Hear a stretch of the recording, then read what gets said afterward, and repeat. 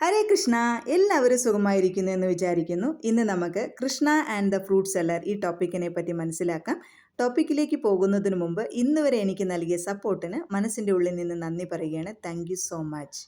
കൊച്ചു കൃഷ്ണന് മധുരവും നല്ലവണ്ണം പഴുത്ത പഴങ്ങളും വളരെ ഇഷ്ടമായിരുന്നു. ഒരു ദിവസം പഴക്കച്ചവടക്കാരിയായ സുഖിയ ഗോകുലത്തിലെത്തി. ദിവസം മുഴുവൻ ഒരു പഴം പോലും വിൽക്കാനാകാത്തതിനാൽ ക്ഷീണിതയും സങ്കടവുമായിരുന്നു. കൃഷ്ണന്റെ വീട്ടിനടുത്തിരുന്ന് അവൾ സഹായത്തിനായി പ്രാർത്ഥിച്ചു. അവളുടെ വാക്കുകൾ കേട്ട് കൃഷ്ണൻ വന്നു. അമ്മേ, എനിക്ക് കുറച്ച് പഴങ്ങൾ തരൂ എന്ന് പറഞ്ഞു. എനിക്ക് വളരെ വിശക്കുന്നു, സുഖിയ പറഞ്ഞു. നിങ്ങൾ എനിക്ക് എന്തെങ്കിലും പണം നൽകിയാൽ ഞാൻ നിങ്ങൾക്ക് പഴങ്ങൾ തരാം. കൃഷ്ണൻ സന്തോഷത്തോടെ അകത്തേക്ക് പോയി. ഒരു പിടി ഗോതമ്പ് ധാന്യങ്ങൾ കൊണ്ടുവന്നു. തിരിച്ചു പോകുമ്പോൾ മിക്ക ധാന്യങ്ങളും അവൻ്റെ ചെറിയ കൈകളിൽ നിന്ന് വീണു. 4 എണ്ണം മാത്രമേ അവശേഷിച്ചുള്ളൂ. അവൻ സുഖിയയ്ക്ക് കൊടുത്തു.